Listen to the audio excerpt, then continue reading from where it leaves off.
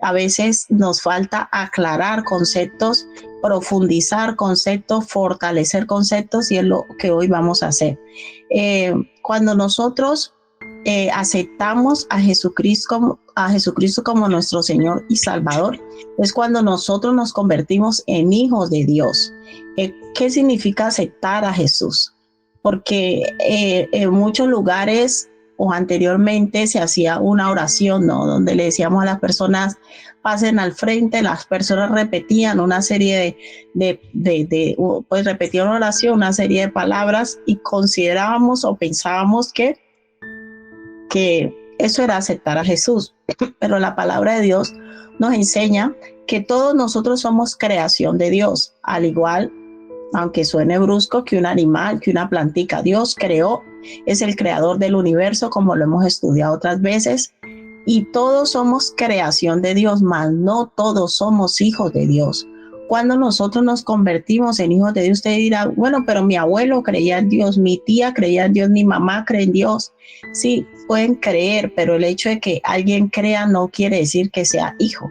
La palabra del Señor dice que yo me convierto en hijo de Dios en el día que yo acepto que Jesucristo es mi Señor, que Jesucristo murió por mí en la cruz del Calvario, y que yo reconozco que soy pecador, que he pecado, que he hecho lo malo delante de Dios y que yo necesito perdón de pecados. Entonces usted dirá, entonces si yo no reconozco mi condición de pecador delante de Dios, yo no me convierto en hijo de Dios. No, algo que Dios empieza a hacer en nosotros, y una de las obras del Espíritu Santo, es convencernos de que somos pecadores, porque nosotros no vemos nuestro pecado. Eso lo hace el Espíritu Santo. El ser humano por naturaleza se cree bueno. Nosotros nos creemos buenos hasta que llegamos a Cristo y entendemos quién es el que es bueno, y es Dios. Bueno no hay sino uno, lo dijo Jesús. Dijo, ¿por qué me llama maestro bueno? Si bueno no hay uno, sino solo Dios. ¿Por qué? Porque nosotros, antes de llegar a Dios, dice la palabra del Señor, de conocer estas verdades de la palabra. No me refiero a si creíamos en Dios o no creíamos, porque la palabra dice que los demonios también creen y tiemblan, y que eso no es maravilla. La cuestión es si teníamos un entendimiento correcto acerca de Dios como creador, como que es un Dios de justicia, como un Dios que aborrece el pecado, como Dios que no le gusta que practiquemos lo malo.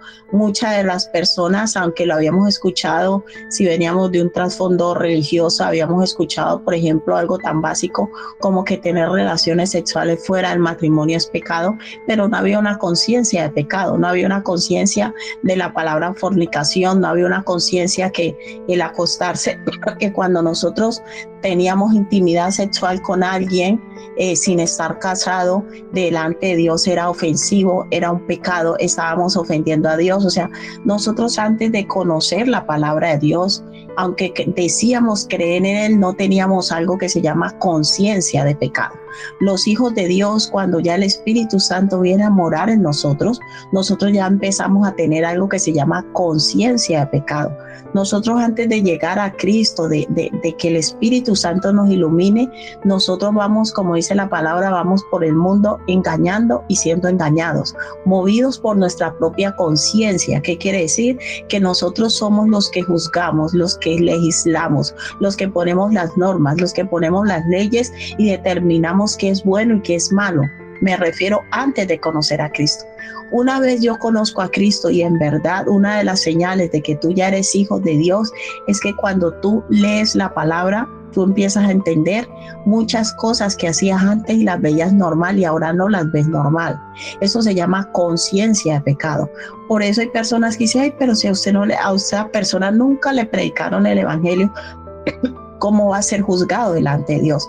La palabra de Dios nos enseña que habrá un día de juicio, habrá un día donde todos iremos a juicio delante de Dios, tanto los que somos hijos como los que no. Entonces, Dios, ¿cómo va a juzgar a aquellos que no tenían esa conciencia de pecado que ya tenemos los hijos de Dios? La palabra del Señor enseña que cada uno será juzgado por su propia conciencia. ¿Qué es la conciencia? La conciencia es la capacidad que yo tengo de distinguir qué cosa es buena y qué cosa es mala. Pero nosotros estábamos tan ciegos que aunque habían áreas conscientes en nosotros de que eso estaba mal, aún lo hacíamos. Pero esas personas van a ser juzgadas por su propia conciencia. Si en su conciencia usted sabía que robar era malo y usted decía, pues a mí me da igual, yo voy a robar, pues así será su juicio. Para los hijos de Dios, nosotros ya cuando aceptamos a Jesús como nuestro Señor y Salvador, nosotros ya nos movemos en un nivel de conciencia diferente.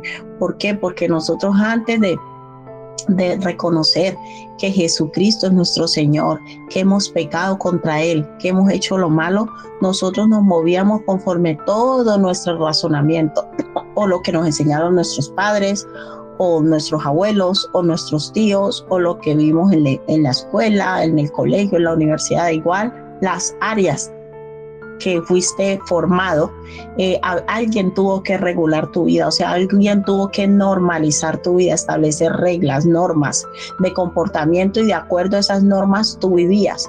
Cuando nosotros, pero la palabra del Señor nos enseña que en ese estado nosotros éramos ¿qué? Enemigos de Dios. Ay, ¿cómo así? Si yo siempre he creído en Dios y yo me he esforzado a hacer lo bueno. Hoy vamos a estudiar un poquito qué significa la palabra enemigo. La palabra enemigo significa alguien que está en contra de algo o de alguien. Entonces, ¿por qué la palabra del Señor utiliza esa terminología tan fuerte de decir que nosotros éramos enemigos de Dios? Éramos enemigos porque estábamos en contra de Él. Estábamos en contra de sus mandamientos, estábamos en contra de todo lo que Él había establecido acerca de un matrimonio, acerca de cómo los padres deben tratar a sus hijos, cómo los esposos deben tratar a las esposas. O sea, nosotros teníamos nuestro propio sistema de vida, por así, nuestra propia cultura, nuestra propia estructura de vida totalmente contraria a la de Dios. Entonces, cuando algo es contrario, la palabra de Dios lo llama enemigos. Ahora bien, una vez que yo acepto a Jesús como mi Señor y Salvador, ¿qué sucede? La palabra de Dios me enseña que yo me reconcilio con Dios, o sea, que esa línea de separación que existía en donde yo pensaba de acuerdo a lo que a mí me parecía, yo misma me legislaba o yo misma me regulaba, por así decir, mi sistema de vida, que era bueno y que era malo.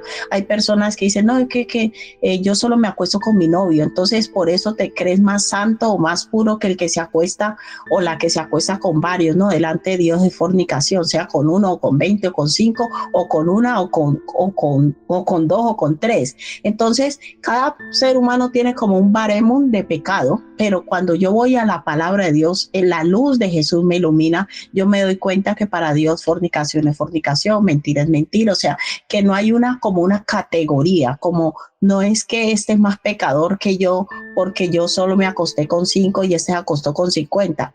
Tiene unas consecuencias distintas, pero el pecado es el mismo. Entonces, una vez yo me reconcilio con el Señor, dejo de ser enemigo de Dios, pero hoy le tengo una noticia que hace parte del Evangelio. Y es que en el momento en que yo me vuelvo amigo de Dios, se me forman enemigos. Los hijos de Dios tenemos que vivir, iglesia, con esa conciencia. Los hijos de Dios tenemos enemigos. ¿Cómo así? Si yo no me meto con nadie, yo trato de hacer el bien. No, ya los tiene gratis. Los recibimos en el paquete de salvación.